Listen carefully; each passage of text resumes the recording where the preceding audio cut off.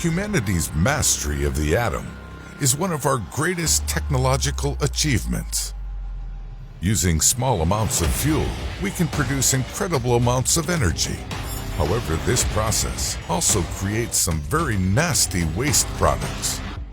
This waste is not only potentially harmful to human beings, but also, if released into the environment, could decimate ecosystems.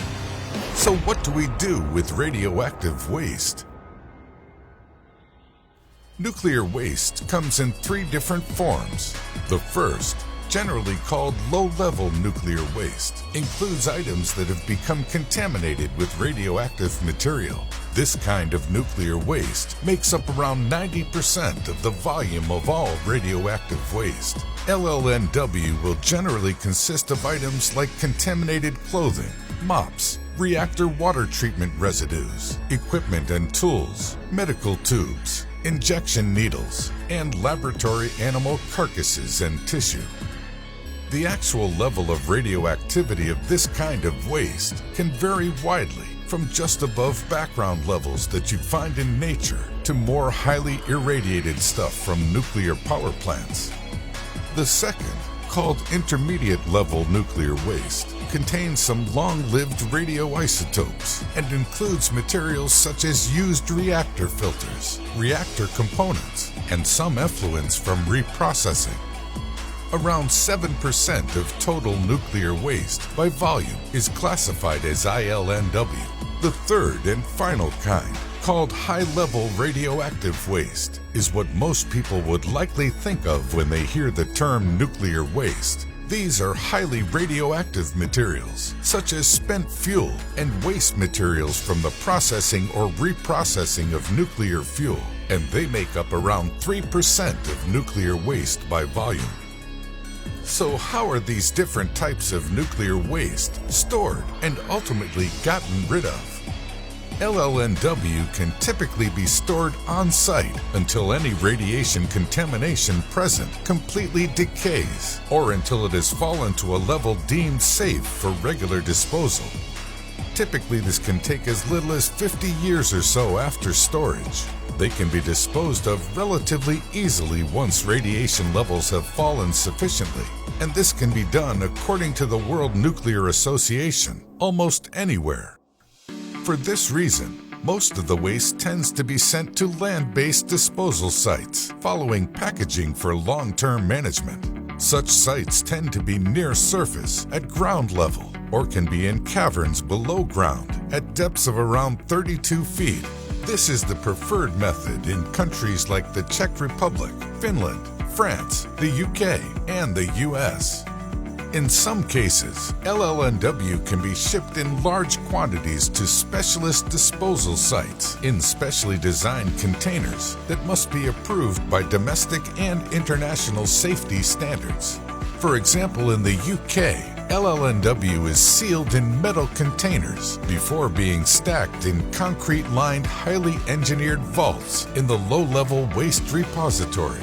When the vaults are full, a cap will be placed over the containers. Some LLNW, such as plastic, textiles, and oils, can be incinerated. ILNW that contains long-lived radioisotopes may also be stored in underground depositories. In the U.S., defense-related transuranic waste is disposed of in the Waste Isolation Pilot Plant, which is a deep geological repository in New Mexico.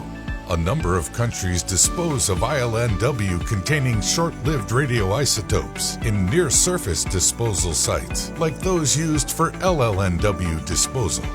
HLNW can be very harmful to people and the environment. This kind of waste tends to contain significant amounts of radioactive fission products.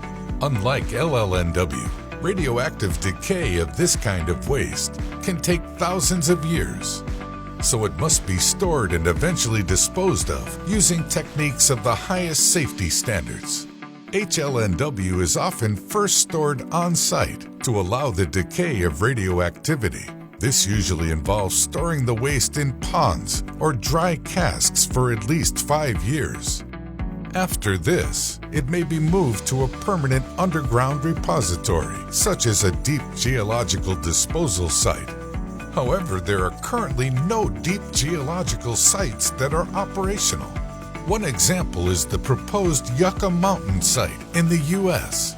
While waste is in temporary shallow storage at the site, work on developing deep geological disposal on the mountain has run into a number of problems.